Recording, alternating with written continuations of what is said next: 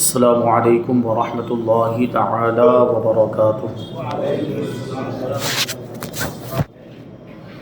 نحمده ونصلی ونسلم علی رسولہ الکریم،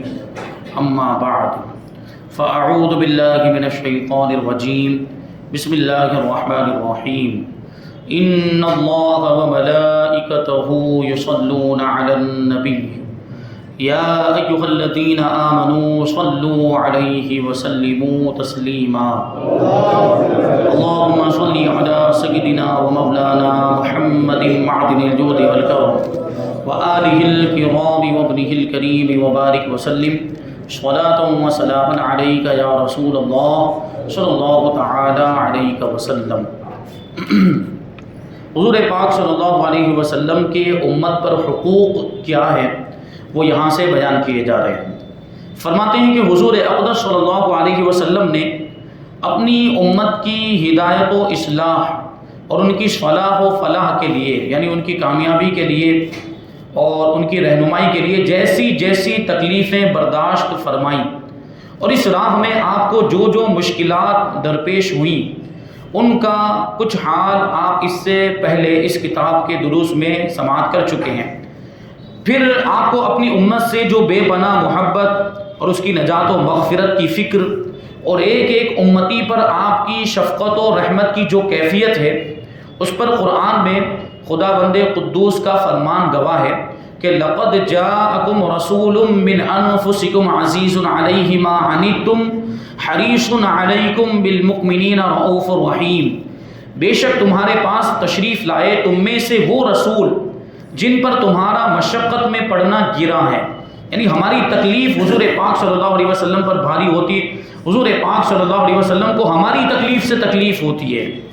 فرمایا کہ تمہاری بھلائی کے نہایت چاہنے والے ہیں اور مسلمانوں پر بہت ہی مہربان اور نہایت ہی رحم فرمانے والے ہیں۔ پوری پوری راتیں جاگ کر عبادت میں مصروف رہتے اور امت کی مغفرت کے لیے دربار الہی میں انتہائی بے قراری کے ساتھ گریہ و زاری فرماتے رہتے تھے، یہاں تک کہ کھڑے کھڑے اکثر آپ کے مبارک پاؤں میں ورم آ جاتا تھا۔ ظاہر ہے کہ حضور سرور انبیاء محبوب کبریا صلی اللہ علیہ وسلم نے اپنی امت کے لیے جو جو مشقتیں اٹھائی ہیں ان کا تقاضا ہے کہ امت پر بھی حضور صلی اللہ علیہ وسلم کے کچھ حقوق ہیں جن کو ادا کرنا ہر امتی پر فرض و واجب ہے۔ یعنی جب حضور پاک صلی اللہ علیہ وسلم نے ہمارے لیے، ہم گنہگاروں کے لیے اتنی دعائیں فرمائی، ہمارے لیے راتوں کو جاگ جا کر عبادت کرتے رہے اور اتنی مشقتیں برداشت کی، اتنی تکلیفیں برداشت کی، تو ہمیں بھی تو حضور کے لیے کچھ کرنا چاہیے، اپنے آقا کے لیے کچھ کرنا چاہیے۔ تو وہی حقوق یہاں پہ بیان کیے جا رہے ہیں کہ حضور سے ہماری جو نسبت ہے وہ نسبت ہم سے کیا تقاضا کرتی ہے۔ حضور پاک صلی اللہ علیہ وسلم کے ہم امتی ہیں، تو امتی ہونے کے اعتبار سے ہم پر حضور کے کیا حقوق ہیں، ہمیں کیا کرنا چاہیے اس تعلق سے۔ تو حضرت علامہ قاضی عیاض رحمۃ اللہ تعالی علیہ نے آپ کے مقدس حقوق کو اپنی کتاب شفا شریف میں بہت ہی مفصل طور پر بیان فرمایا۔ تو ہم یہاں پر انتہائی اختصار کے ساتھ مختصر طور پر اس کا خلاصہ بیان کر دے رہے ہیں۔ مندرجہ ذیل 8 حقوق کا ذکر کرتے ہیں، 8 حقوق امت پر حضور صلی اللہ علیہ وسلم کے۔ پہلا ایمان بالرسول، یعنی سب سے پہلی بات کہ حضور پاک صلی اللہ علیہ وسلم پر ایمان لانا۔ دوسرا اتباع سنت رسول، حضور کی سنتوں کی پیروی کرنا۔ تیسرا اطاعت رسول، حضور کی فرما برداری کرنا، حضور نے جو بھی ارشاد فرمایا اس پر عمل کرنا۔ چوتھا محبت رسول، حضور سے محبت کرنا، اور ایسی محبت کہ پھر دنیا میں کسی سے ویسی محبت نہیں ہونی چاہیے۔ اپنی جان مال، اپنی اولاد، اپنے ماں باپ، سب سے زیادہ حضور سے محبت ہونی چاہیے، یہ کامل ایمان کی دلیل ہے۔ اور 5ویں نمبر پر تعظیم رسول، 6 نمبر پر مدح رسول، حضور کی تعریف کرنا، نعتیں پڑھنا، حضور کی خوبیاں بیان کرنا، اور 7ویں نمبر پر درود شریف۔ درود شریف حضور کی محبت کی علامت کہ جو حضور سے جتنی محبت کرتا ہے وہ اتنا ہی کثرت کے ساتھ درود شریف پڑھتا ہے۔ اور 8ویں نمبر پر ہے قبر انور کی زیارت۔ اللہ تبارک و تعالی ہم سب کو زندگی میں بار بار حضور کے روضہ مبارک کی زیارت نصیب فرمائے۔ تو سب سے پہلی بات ہے ایمان بالرسول، حضور پر ایمان لانا۔ فرماتے کہ حضور اقدس صلی اللہ علیہ وسلم کی نبوت و رسالت پر ایمان لانا، اور جو کچھ آپ اللہ تبارک و تعالیٰ کی طرف سے لائے، یعنی جو بھی احکام، جو دین، جو مذہب اللہ کی طرف سے حضور لے کر آئیں، صدق دل سے اس کو سچا ماننا ہر امتی پر فرض عین ہے، اور ہر مومن کا اس پر ایمان ہے کہ بغیر رسول پر ایمان لائے ہوئے ہرگز کوئی مسلمان نہیں ہو سکتا۔ قرآن میں خداوند عالم جل جلالہ کا فرمان ہے کہ وَمَن لَّمْ يُؤْمِن بِاللَّهِ وَرَسُولِهِ فَإِنَّا أَعْتَدْنَا لِلْكَافِرِينَ سَعِيرًا، جو اللہ اور اس کے رسول پر ایمان نہ لایا تو یقیناً ہم نے کافروں کے لیے بھڑکتی ہوئی آگ تیار کر رکھی ہے۔ یعنی جو اللہ اور اس کے رسول پر ایمان نہیں لاتا وہ کافر ہے، اور کافر کے لیے جہنم کی آگ تیار کی گئی ہے۔ تو اس آیت نے نہایت وضاحت اور صفائی کے ساتھ یہ فیصلہ کر دیا کہ جو لوگ رسول کی رسالت پر ایمان نہیں لائیں گے وہ اگرچہ خدا کی توحید کا عمر بھر ڈنکا بجاتے رہیں مگر وہ کافر اور جہنمی ہی رہیں گے۔ اس لیے اسلام کا بنیادی کلمہ یعنی کلمہ طیبہ لا الہ الا اللہ محمد رسول اللہ صلی اللہ علیہ وسلم ہے، یعنی مسلمان ہونے کے لیے خدا کی توحید اور رسول کی رسالت دونوں پر ایمان لانا ضروری ہے۔ دوسرے نمبر پر اتباع سنت رسول، حضور کی سنتوں پر عمل کرنا۔ حضور اقدس صلی اللہ علیہ وسلم کی سیرت مبارکہ اور آپ کی سنت مقدسہ کی اتباع اور پیروی ہر مسلمان پر واجب اور لازم ہے۔ رب العزت جل جلالہ کا فرمان ہے قل ان کنتم تحبون اللہ فاتبعونی یحببکم اللہ ویغفر لکم ذنوبکم واللہ غفور رحیم۔ ہر بندہ یہ چاہتا ہے کہ وہ اللہ کا محبوب ہو جائے، اللہ اس سے محبت فرمانے لگے، تو اللہ تبارک و تعالیٰ کی محبت حاصل کرنے اور اللہ کا محبوب بننے کا نسخہ اس آیت کریمہ کے اندر بیان کیا گیا۔ اس آیت کریمہ کا ترجمہ یہ ہے کہ اے رسول آپ فرما دیجئے کہ اگر تم لوگ اللہ سے محبت کرتے ہو تو میری اتباع کرو، اللہ تم کو اپنا محبوب بنا دے گا اور تمہارے گناہوں کو بخش دے گا، اور اللہ بہت زیادہ بخشنے والا اور رحم فرمانے والا ہے۔ اسی لیے آسمان امت کے چمکتے ہوئے ستارے، ہدایت کے چاند تارے، اللہ اور رسول کے پیارے یعنی صحابہ کرام رضی اللہ عنہم آپ کی ہر سنت کریمہ کی اتباع اور پیروی کو اپنی زندگی کے ہر دم ہر قدم پر اپنے لیے لازم الایمان اور واجب العمل سمجھتے تھے، اور بال برابر بھی کبھی کسی معاملے میں بھی اپنے پیارے رسول صلی اللہ علیہ وسلم کی مقدس سنتوں سے انحراف یا سنتوں کو چھوڑ دینا گوارا نہیں کر سکتے تھے۔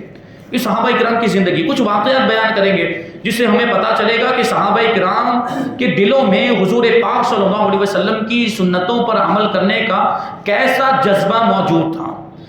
امیر المؤمنین حضرت ابو بکر صدیق رضی اللہ تعالیٰ عنہ نے اپنی وفات سے صرف چند گھنٹے پہلے ام المؤمنین حضرت عائشہ صدیقہ رضی اللہ تعالیٰ عنہا سے دریافت کیا، پوچھا کہ رسول اللہ صلی اللہ علیہ وسلم کے کفن مبارک میں کتنے کپڑے تھے اور آپ کی وفات کس دن ہوئی؟ اس سوال کی وجہ یہ تھی کہ آپ کی یہ انتہائی تمنا تھی کہ زندگی کے ہر لمحات میں تو میں نے اپنے تمام معاملات میں حضور اکرم صلی اللہ علیہ وسلم کی مبارک سنتوں کی مکمل طور پر اتباع کی ہے، مرنے کے بعد کفن اور وفات کے دن میں بھی مجھے آپ کی اتباع سنت نصیب ہو جائے۔ مرنے کے دن میں بھی یہ چاہتے ہیں کہ حضور کا انتقال، حضور کی وفات جس دن ہوئی میری وفات بھی اسی دن ہو، حضور کے کفن میں جتنے کپڑے تھے میرے کفن میں بھی اتنے کپڑے ہو تاکہ اس سنت پر بھی عمل ہو جائے۔ تو سوچئے کیسا جذبہ ہوگا سنتوں پر عمل کرنے کا، سنتوں کی پیروی کا۔ ایک مرتبہ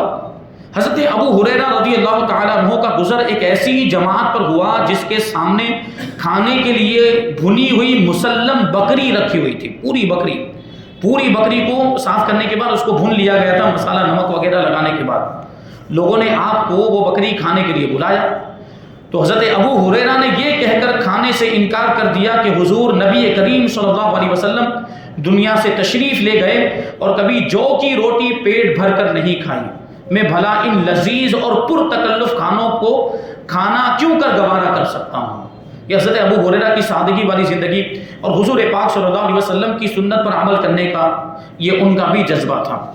منقول ہے کہ حضرت عباس رضی اللہ تعالیٰ عنہ کا مکان مسجد نبوی سے ملا ہوا تھا، حضور کے چچا جان حضرت عباس رضی اللہ تعالیٰ عنہ کا مکان مسجد نبوی سے بالکل متصل تھا، اور اس مکان کا پرنالہ بارش میں آنے جانے والے نمازیوں کے اوپر گرا کرتا تھا۔ پرنالہ مطلب وہ چھت کا پانی، وہ جس کے ذریعے سے وہ نیچے گرتا ہے اس کو پرنالہ کہا جاتا ہے، تو ان نمازیوں کو تکلیف ہوتی تھی اس کی وجہ سے بارش کے موسم میں۔ تو امیر المؤمنین حضرت فاروق اعظم رضی اللہ تعالیٰ عنہ نے اس پرنالے کو اکھاڑ دیا، یہ فاروق اعظم کے دور حکومت کی بات ہے. اس پرنالے کو فاروق اعظم رضی اللہ تعالیٰ نے اکھاڑ دیا کیونکہ آنے جانے والے نمازیوں پر پانی گرتا تھا. حضرت عباس رضی اللہ تعالیٰ عنہ آپ کے پاس آئے اور کہا کہ خدا کی قسم اس پرنالے کو رسول اللہ صلی اللہ علیہ وسلم نے میری گردن پر سوار ہو کر اپنے مقدس ہاتھوں سے لگایا تھا. تو یہ سن کر امیر المؤمنین فاروق اعظم رضی اللہ تعالیٰ عنہ نے فرمایا کہ اے عباس مجھے اس کا علم نہیں تھا، مجھے معلوم نہیں تھا کہ یہ پرنالہ حضور نے اپنے دستے مبارک سے لگایا تھا. اب میں آپ کو حکم دیتا ہوں کہ آپ میری گردن پر سوار ہو کر اس پرنالے کو پھر اسی جگہ پر لگا دیجئے جہاں اللہ کے رسول نے لگایا تھا. چنانچہ ایسا ہی کیا گیا. آج بھی اس پرنالے کا نشان موجود ہے. آپ سرچ کریں گے یوٹیوب وغیرہ پر یا گوگل پہ وہ آتا ہے. اتنا حصہ چھوڑا ہوا ہے مسجد نبی میں سنہری جالیوں کے قریب کہیں پر وہ حصہ ہے، وہ اتنا طاق کی طرح وہاں پہ خالی چھوڑا ہوا ہے. یہیں پر حضرت عباس رضی اللہ تعالیٰ عنہ کا پرنالہ، آپ کے مکان مبارک کا پرنالہ موجود تھا.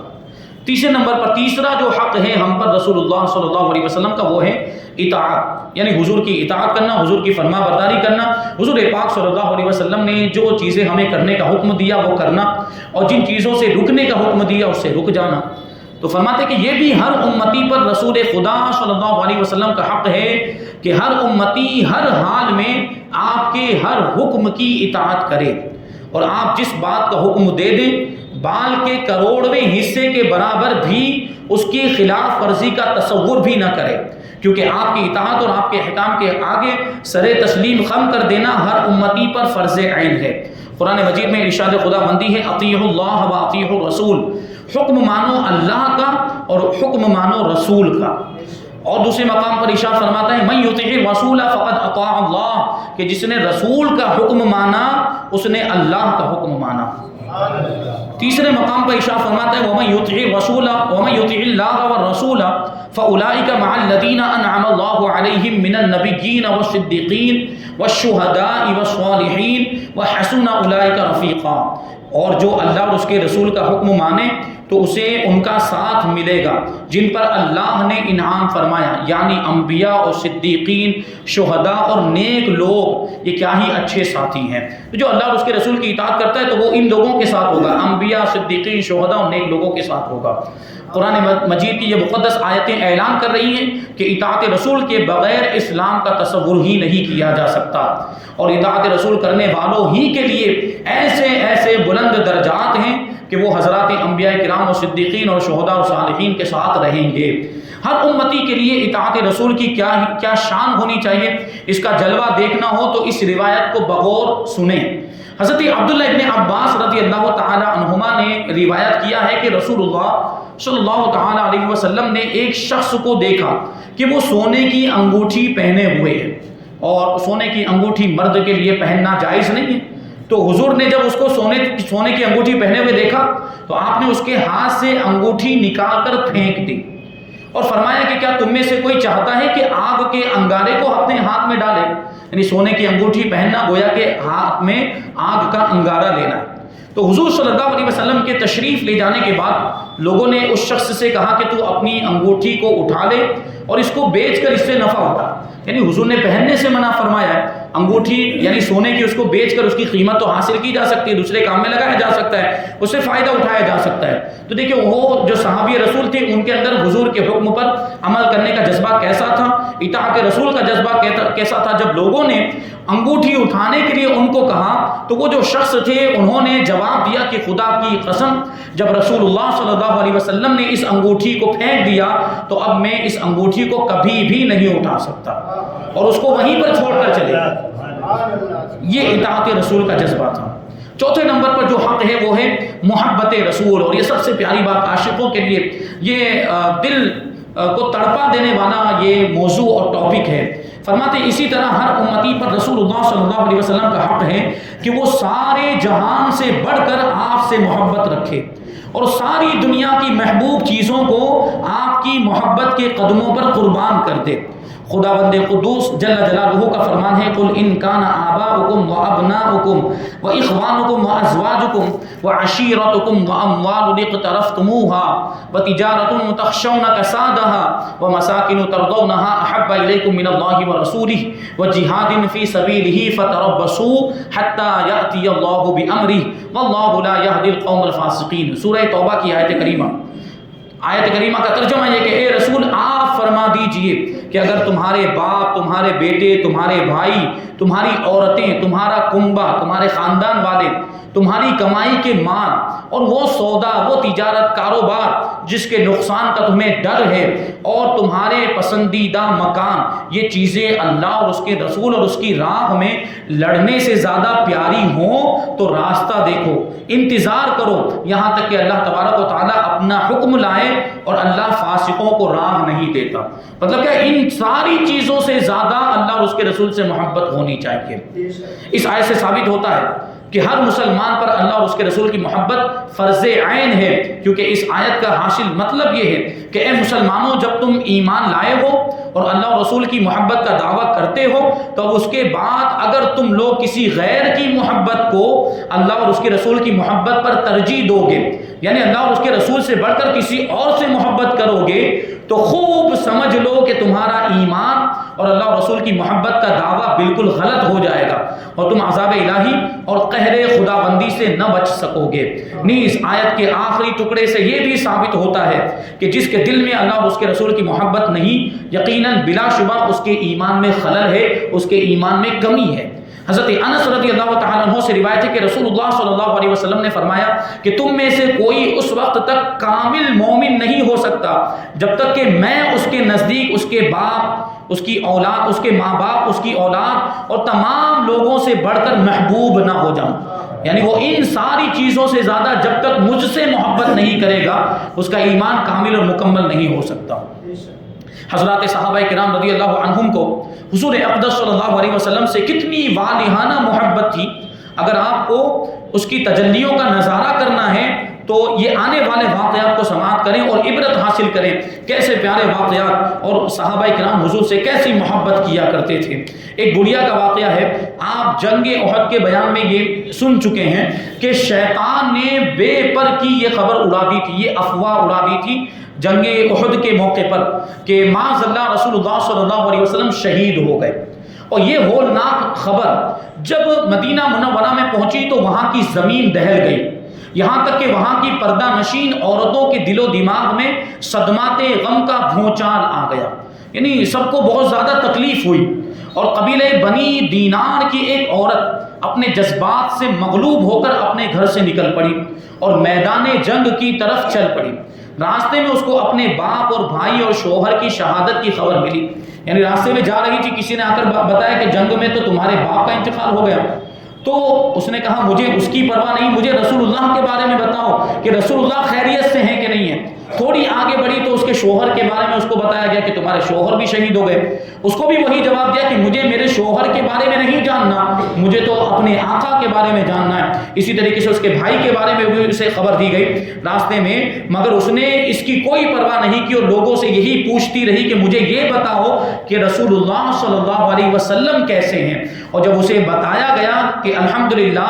آپ ہر طرح بخیریت ہیں تو اس سے اس بڑھیا کو تسلی نہیں ہوئی اور کہنے لگی کہ تم لوگ مجھے رسول اللہ صلی اللہ علیہ وسلم کا دیدار کرا دو، یعنی جب تک میں حضور کو نہیں دیکھوں گی میرے دل کو چین نہیں ملے گا۔ تو جب لوگوں نے اس کو رحمت عالم صلی اللہ علیہ وسلم کے قریب لے جا کر کھڑا کر دیا اور اس نے جمال نبوت کو دیکھا تو بے اختیار اس کی زبان سے یہ جملہ نکل پڑا کہ کلو مصیبت بعدک جلل، کہ آپ کے ہوتے ہوئے ہر مصیبت ہیج ہے، یعنی جب آپ سلامت ہیں تو پھر کچھ بھی ہو جائے، پھر کسی کا بھی انتقال ہو جائے، پھر کوئی بھی مصیبت آ جائے، ہم اس مصیبت کو برداشت کر لیں گے۔ تو اسی کو شاعر کہتا ہے کہ بڑھ کر اس نے رخ انور کو جو دیکھا تو کہا تو سلامت ہے تو پھر ہیج ہے سب رنج و علم، میں بھی اور باپ بھی شوہر بھی برادر بھی فدا، اے شہیدی تیرے ہوتے ہوئے کیا چیز ہیں ہم۔ حضرت سمامہ بن اسال رضی اللہ تعالیٰ عنہ ایمان لا کر کہنے لگے کہ محمد صلی اللہ علیہ وسلم خدا کی قسم کے پہلے میرے نزدیک روئے زمین پر کوئی چہرہ آپ کے چہرے سے زیادہ ناپسندیدہ نہیں تھا، لیکن آج آپ کا وہی چہرہ مجھے سب چہروں سے زیادہ محبوب اور پسندیدہ ہو گیا ہے۔ خدا کی قسم میرے نزدیک کوئی دین آپ کے دین سے زیادہ ناپسندیدہ نہیں تھا، مگر اب آپ کا دین، دین اسلام، وہی میرے نزدیک سارے دینوں سے زیادہ محبوب اور پسندیدہ ہو گیا ہے۔ خدا کی قسم میرے نزدیک کوئی شہر آپ کے شہر سے زیادہ ناپسندیدہ نہیں تھا، لیکن اب آپ کا وہی شہر یعنی مدینہ منورہ میرے نزدیک تمام شہروں سے زیادہ محبوب اور پسندیدہ ہو گیا ہے۔ تو یہ اللہ کے